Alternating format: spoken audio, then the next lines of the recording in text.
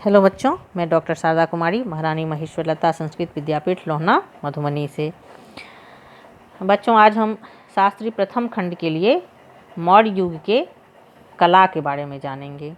बच्चों, हम जानते हैं कि कोई भी जो साम्राज्य रहा है वो कला के बिना जो है अधूरा ही माना जाएगा, और हर साम्राज्य में कुछ न कुछ कलात्मक कार्य हुए।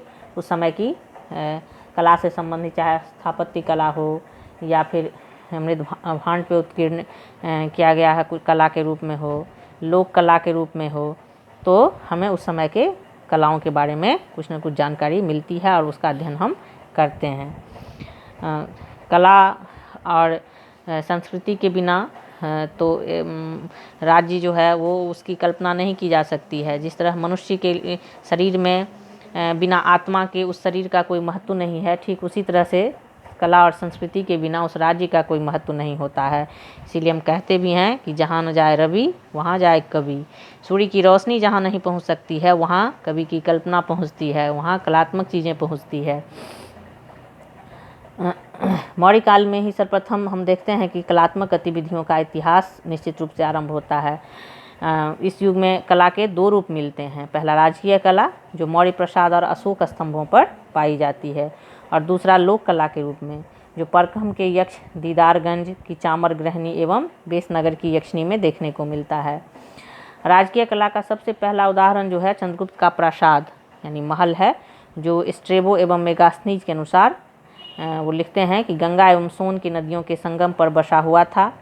इसका विस्तृत रूप से वर्णन जो है एरियन के द्वारा भी किया गया है। उसके अनुसार न तो सूसा और न तो एक वतना का महल जो है इसकी बराबरी कर सकते हैं। चंद्रगुप्त के महल की प्रशंसा करते हुए उसने लिखा है।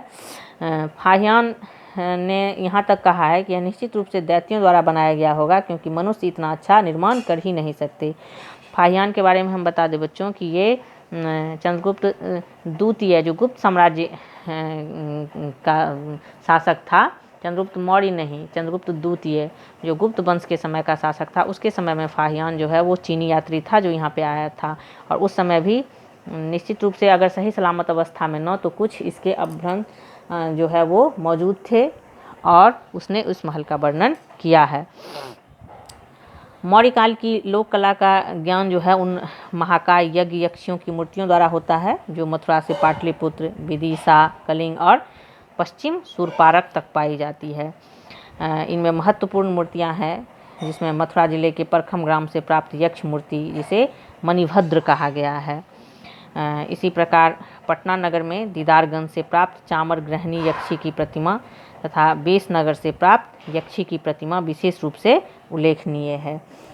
तो इस तरह से हम मौर्य काल में देखते हैं कि एक राजकीय कला के रूप में जो है अशोक के द्वारा जब स्तंभों पर उत्कीर्ण किया गया जो कला है उसके रूप में हम देखेंगे, और दूसरा लोक कला। आज हमने लोक कला के बारे में विशेष रूप से इसमें चर्चा की, और इसके दूसरे क्लास में जो है मौर्य युगीन कला का हम अशोक के द्वारा जो स्तंभों पर बहुत सारी कला के रूप में जो निर्मित किया गया है, या लेख है, अभिलेख है, और जो सुंदर सुंदर आकृतियाँ बनाई गई है उस पे आज हम चर्चा करेंगे। एक ही क्लास में दोनों का संभव नहीं था, इसलिए हमने इसको दो पार्ट में बांट दिया। तो आज लोक कला के बारे में, और दूसरे क्लास में इसका हम राजकीय कला पे जो है वो इसके बारे में हम चर्चा करेंगे। आज के लिए इतना ही, धन्यवाद।